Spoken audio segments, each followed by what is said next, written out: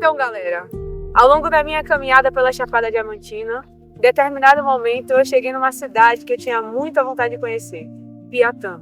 E na primeira vez que estive aqui, eu estive na casa desse casal, né, nessa fazenda maravilhosa, que é a Gal, o Lucas. Eles têm uma fazenda de café que, na minha opinião, é o melhor café do mundo. E agora vocês vão conhecer um pouquinho da história deles e como foi que nos conectamos ao longo dessa caminhada. Explore Chapada, o paraíso é aqui. Galera, tá um frio avassalador. Uma hora dessa são 17h30 aqui em Piatã. Já tá um frio danado e acabou de aparecer um pouquinho do raio de sol. E eu, que não sou besta nem nada, já me coloquei aqui na frente para dar aquela esquentadinha, né? Então, conta pra gente aqui um pouquinho dessa primeira etapa aqui de café. É assim, Beri. Esse café que você tá vendo aí no pé, ele já tá quase no ponto certo de maturação. Ele não é o amarelo, ele engana, assim, parece que já tá maduro, mas ele ainda chega um pouquinho mais. E aí a gente espera sempre o máximo, né? Pra colher esse fruto bem madurinho, né? Café é uma fruta, né? Então, como toda fruta, a gente quer comer ela sempre no ponto máximo de maturação, né? Quando ela tá mais doce. Apesar da gente consumir a semente do café, o café é uma fruta. E toda essa concentração de açúcar da fruta também vai para a semente. Então, café é um fruto que se come ou se bebe maduro. É isso aí. Aí depois da colheita aqui tem todo um processo que começa. Mas é isso aí, né? Vem a floração, ele cresce e agora o que a gente está vendo aqui é ele chegando no pontinho de maturação de colheita. Logo ali, quando depois tem ainda até umas verdezinhas, né? Pra gente ter esse comparativo, a gente entender. Mas é bem legal. E como é que vocês sabem que já tá amarelo, mas mesmo assim ainda pode ficar mais maduro? Ele fica um amarelo bem dourado, sabe? Quando é o amarelo. E o vermelho, ele fica num tom de vinho. A gente pode esperar até isso. Aí agora, se começa a passar daí, ele já vai ficando mais complicado, né? Porque ele já começa a secar, tá vendo? Tá sequinho, é mesmo. Aqui no caso, aqui já não é bem que tá seco, né? É a secóspora, né? Aqui. Porque secóspora é uma doença. E daí aí ele seca antes do tempo. Então ela não fica no ponto para tirar. E seca. Tipo, assim, seca forçado. Isso. Exatamente. A planta já seca ligeiro porque ela quer ficar livre logo, né? Aqui, ó, a ponteira, você vê que a ponta até tá seca. Tá seca, a outra tá verdinha, daí. Aí é uma questão de criança mesmo. Mas tem mil detalhes, viu? Mil detalhes. Mas igual você perguntou, né? O que a gente reconhece é o quê? Porque a gente sabe a cor, né? Do fruto. Então a gente sabe que pode chegar mais. Entendeu? O vermelho mesmo, ele fica mais vinho.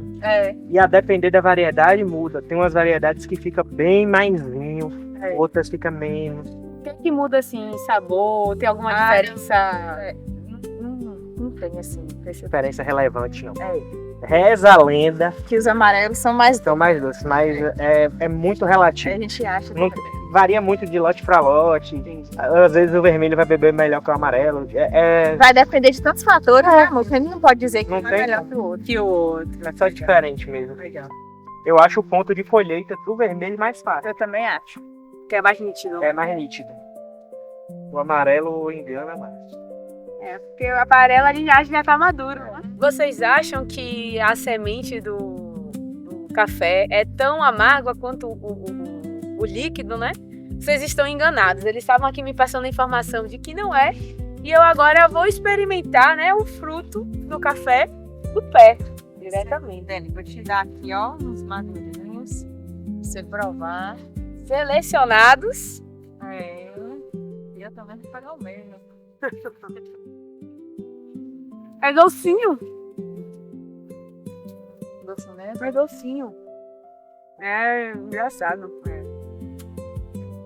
E tem essa primeira polpa que sai, ó. Quando a gente faz um café natural, a gente seca ele inteirinho com essa primeira casca. E com essa segunda casca aqui, ó. Aí ainda há uma caixa Aqui, isso aí. exatamente, aqui tem uma polpa, tá vendo essa mucilagem? Tudo isso é preservado quando é o tipo natural. Aí quando é o cereja descascado, essa casca aqui, ó, essa primeira casca, ela sai num processo de lavagem, um processo de lavagem que fazem a máquina tira. E aí o café é seco no terreiro, só com esse pergaminho aqui que a gente tá vendo. O pergaminho. Aí chama o café CD, que é o cereja descascado, entendeu? Caramba. Aí, ó, Aí tem outra capinha embaixo dessa. embaixo dessa, já é a sementinha que a gente torra, tá? Você acha que é amargo? Não é não. Inclusive eu digo, já tô fazendo a propaganda aqui do café deles, porque eu sou testemunha e sou prova que é o melhor café que você vai experimentar na sua vida. E a gente agora entende o porquê, né? Aqui nós temos o fruto íntegro, né, com todas as casquinhas. E quando a gente seca ele dessa forma, a gente chama de processo de secagem natural.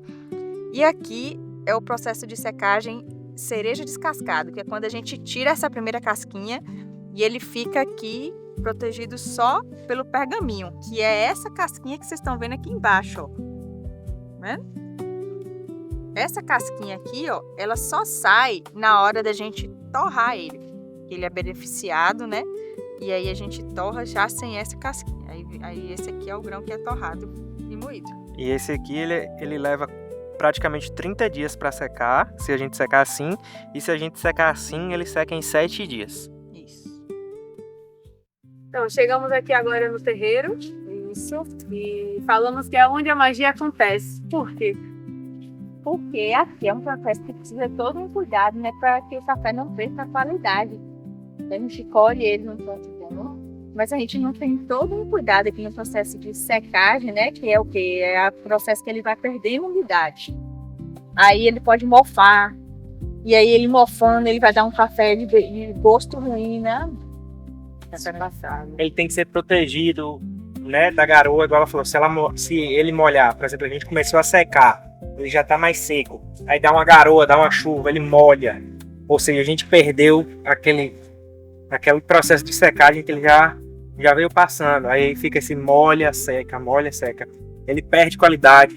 Essa chuva pode trazer o mofo, né? A gente pode, se eu deixar ele no sol, ele pode secar demais, a umidade muito abaixo, né? O ideal é que a gente seque esse grão até 11% de umidade interna.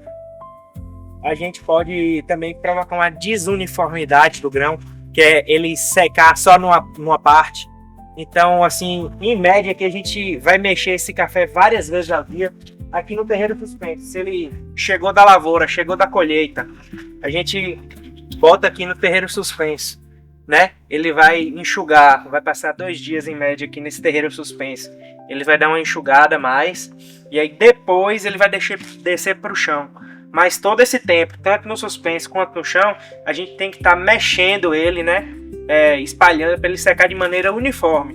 No processo natural de secagem de um café tradicional, commodity, as pessoas vão secar ele até num terreiro no chão, junto com terra, vai mexer 2 vezes no dia. No processo de café especial, não. Ele tem que ser secado num terreiro suspenso ou num terreiro cimentado, né? Isso é mexido várias vezes ao dia, 12, 10 vezes ao dia, quantas vezes precisar ser mexido. E no final do dia, a gente junta ele todinho, faz os vulcões, igual vocês vão ver ali, para manter esse calor. É igual a gente vê nos filmes, né? O pessoal tá passando frio, aí tira a roupa e abraça uns aos outros para manter aquele calor. A mesma coisa com os cafés.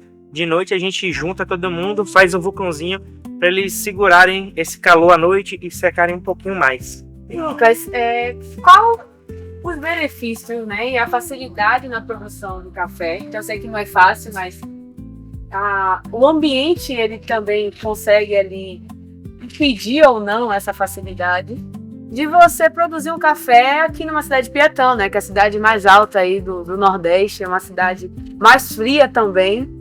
Então, por que aqui Piatã tem essa cultura dentro desse ambiente, né? Isso aí é o que a gente chama de terroir, né? São as características do local que é produzido, não só produzido, mas também feito esse pós-colheita. o pós-colheita vai ser influenciado pelo terroir, né? Porque depois que a planta entregou pra gente o melhor grão, depois de todo o cuidado que a gente teve com adubação, com roçagem, preocupado com a sanidade da planta, preocupado com a colheita, colher só os maduros, né? Todas as práticas sustentáveis que a gente faz aqui na fazenda.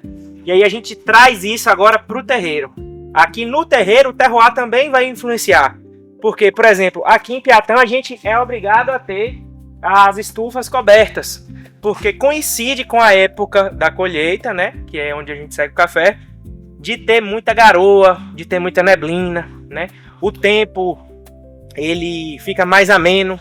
Então a secagem demora mais, o que é melhor para a qualidade do grão. Se a gente secar o café mais lentamente, a gente vai ter uma qualidade de bebida melhor, geralmente, né? Então essas características de Piatã também contribuem para que seja um café mundialmente conhecido, mundialmente apreciado, né? Muito doce, de sabor único, reconhecido pela qualidade e pelo zelo de todos os produtores, né? Nós somos jovens produtores aqui, mas essa tradição de café especial e de cuidados vem muito antes da gente. A gente está chegando aqui já conhecendo, com a ajuda de quem veio antes da gente, essa tradição de café especial, porque aqui em Piatã é praticamente uma tradição mesmo de fazer café especial. Eles amam fazer esse café especial. Não é só porque o café especial tem um valor a mais. Aqui não, aqui tem uma paixão. Eles têm um zelo a mais com o café. Eles têm orgulho de dizer: o café de Piatã é bom, meu café é de Piatã. Então, o produtor torna esse café especial. Porque aqui a gente poderia fazer um tratamento no terreiro básico. E às vezes você até encontra um ou outro gatinho pingado que não faz esse trabalho. Mas mesmo assim, pasmem, uma bebida de alta qualidade também, devido ao terroir, que também ajuda. A gente até mostrou uma bebida que são os cafés boias, que são considerados bem inferiores, se bem tratados, se bem cuidados, vão dar bebidas excelentes. E o que seria o café boia? O café boia é quando a gente sai da colheita e terminou a colheita, vem todo mundo para cá. Aí a gente faz uma separação de grãos, joga numa caixa de 1000 litros de água. Os cafés que afundam são os cafés mais densos, né? Que na teoria são os com mais qualidade. E os que boiarem são os cafés mais leves, que por algum motivo eles ficaram mais leves. Pode ser que já veio seco da planta, pode ser que a planta formou ele mal formado.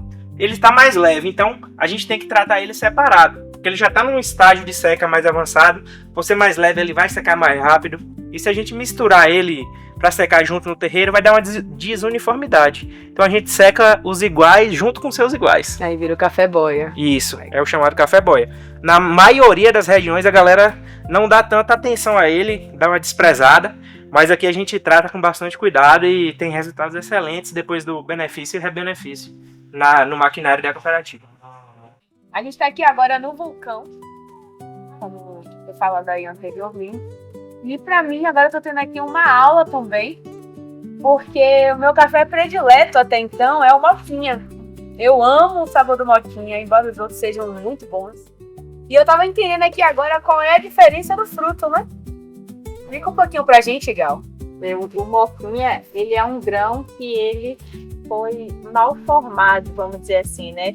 Porque o café, ele é uma planta de cotiledônia, né? Então, ele tem aqui 2 bandinhas. Ele cresce assim, ó, 2 bandinhas, uma encostadinha na outra, tá vendo? A semente dela é assim. E aí, cada bandinha dessa dá origem a uma nova planta.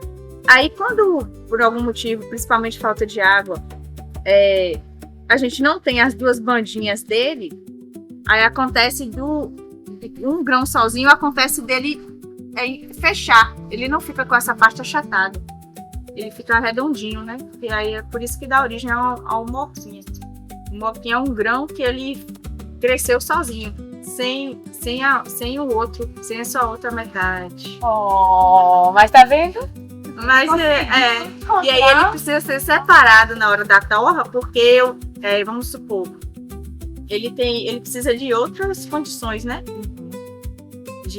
Na verdade, todos os grãos eles são selecionados e quando vai para a torra, são grãos totalmente uniformes, que são torrados juntos, né? Porque essa desuniformidade vai trazer falta de qualidade na bebida. Então, por isso que precisa essa seleção. Então, o moquinha é separado. Só que ele é separado de outros, né? Quebradinhos e tal. E a gente consegue aproveitar ele como uma ótima bebida ainda. E a quantidade dos lotes, dos pacotes que vem. Cada lote é muito menor também. É menor, porque ele é bem menor a quantidade dele. Boca gerada é bem menor. Então, galera, se vocês vierem, tiver um moquinha, comprem. Garanta o seu. Ah, uma pergunta que eu também faço aqui pra você, Gal, por que esse negocinho azul? Isso aqui é uma coisa que a gente coloca aqui dentro, né? Um registro, que a gente chama de rastreabilidade. Por exemplo, a gente sabe todo o processo que esse café fez na fazenda, né? E também como é que vai ser o caminhar dele fora da fazenda. Então a gente acompanha todo o caminho dele, né? Então aqui, ó, esse café é um café do setor central 2. Foram 10 latas colhidas, tá vendo? Coco verde, ou seja, ele foi rapado, não foi selecionado. Aí deu origem ao lote 31, entrou na fermentação, né, na caixa de 18, saiu dia 20, aí depois veio para cá, ó, entrada no terreiro suspenso, dia 20/6. Então, assim, tem todo um acompanhamento. Aqui a gente sabe quantos dias ele demorou na caixa, quantos dias ele demorou secando, depois quantos dias ele vai para a terceira fase de seca, que a gente chama de descanso, né, que é dentro do galpão, ensacado. Aí depois ele sai daqui, vai para o beneficiamento, aí já é outro papelzinho que vai acompanhando, né? Que são muitos detalhes. Então, todo o caminho do café a gente acompanha para não ter erro de, por exemplo, a pessoa comprar um café sendo outro. Entendeu? Aqui é garantido que esse lote é aquela variedade, aquela coisa aí. Isso vai trazendo cada vez mais qualidade, né? Então, assim, a nossa meta é aumentar cada vez mais a régua. Então, aí a gente vai se aperfeiçoando no que precisa. Outra coisa e esse terroir que tem no café? Como é que fica? A pessoa que comprou um lote em 2023 vai experimentar o mesmo lote? Não, 2025? Não. Cada ano é único, cada lote desse é único, né? Então, assim, por isso que a gente torra. Por exemplo, a gente prova cada lote separado e depois torra eles separados também. Entendeu? Cada lote vai ter uma característica na bebida. É desse jeito. A gente tem, por exemplo, ano passado a gente teve mais de 20 lotes, todos exclusivos, assim, porque a gente consegue ainda fazer isso, né? Cuidar de cada lotinho. Nossa produção é ainda pequena, então a gente consegue fazer esse processo artesanal, assim, de cuidar de lotes tão pequenos e tudo mais. Legal. Ela achou uma semente ali no chão, galera, agora. E aí ela vai plantar a semente boa. E aí a gente vai ter a oportunidade de acompanhar.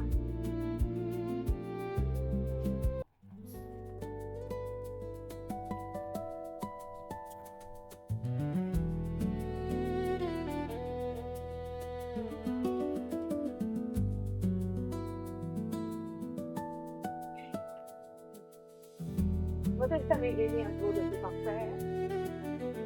O que vocês veem?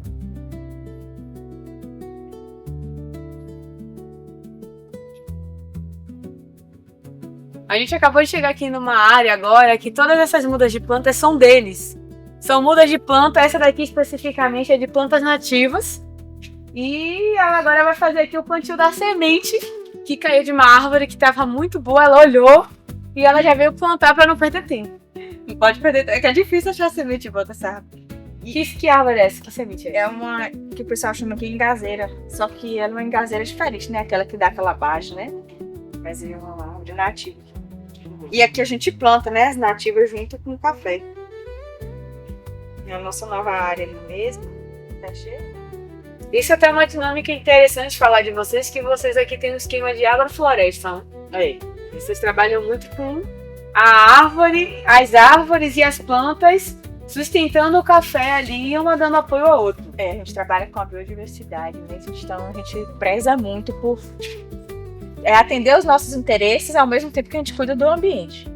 Então, é muito importante a gente ter esse cuidado, sabendo que as pessoas que vão vir depois vão conseguir aproveitar, desfrutar disso daqui, tanto quanto a gente está aproveitando, desfrutando, né?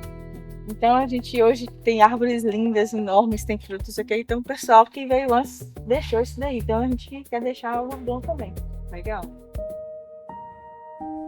Em meio às montanhas de Piatã, a mais de 1.200 metros de altitude, nasce um café que carrega muito mais do que aroma e sabor. Carrega uma história de dedicação, paciência e respeito pela terra. É aqui, na Fazenda Preciosa, que Lucas e Gláucia transformaram um sonho em uma produção reconhecida pela qualidade.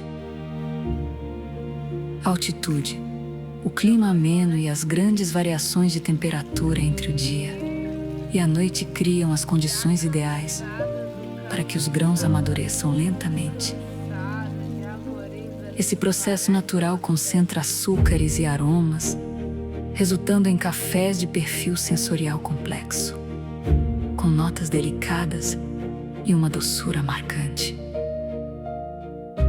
Mas um café especial não nasce apenas da natureza. Ele depende de pessoas apaixonadas pelo que fazem. Na Fazenda Preciosa, cada etapa recebe atenção cuidadosa, desde o cultivo e a colheita seletiva até a secagem e o beneficiamento dos grãos. É um trabalho que exige conhecimento, técnica e, acima de tudo, dedicação diária. O resultado dessa combinação é o café precioso, um produto que representa a excelência da cafeicultura de Piatã, região considerada uma das mais importantes produtoras de cafés especiais do Brasil e reconhecida internacionalmente pela qualidade de seus grãos. Há aproximadamente 5 meses estivemos aqui e tinha um casal de abelhas sem ferrão, solitárias, morando aqui. E agora surgiu a curiosidade, por será que elas ainda estão lá? Só que na hora que abriu aqui a caixa, tinha uma lagartixa. O ninho das abelhas até está maior, porém tem uma lagartixa. E será que a lagartixa estava comendo as abelhas? Aí esse fica o questionamento aqui agora pra gente. Ela tá se batendo toda pra sair daí. Ela tá estressada, né? Ela não sabe pelo que ela tem que pôr no cartão. Será que ela não pula em você não, Cal? Não tem nada, não. Essa confiança de é maravilhosa. Em meio à correria do dia a dia, esse daqui é um refúgio para a paz da alma, do coração. É onde eu costumo dizer que meu corpo cansa e minha mente descansa. Nesse momento aqui, né, na Fazenda Preciosa, eu consigo estar somente ouvindo os sons da natureza e um pouco me ouvindo antes de qualquer coisa também, antes de mais nada. Então, são esses momentos que a gente precisa, né, na nossa vida. E eu sou muito afortunada, com certeza, de conhecer e de estar conhecendo ainda mais essas histórias que por aqui estão. Então, galera, depois de vocês acompanharem esse vídeo, essa história linda deles, dá um recado aí pro pessoal. Não esquece de dar um like nesse vídeo, deixar nos comentários aí de onde que vocês estão assistindo esse vídeo, de que lugar do Brasil vocês são, só pra gente ficar por dentro se esse vídeo tá chegando no Brasil todinho pra conhecer nossa história. Um beijo e até a próxima!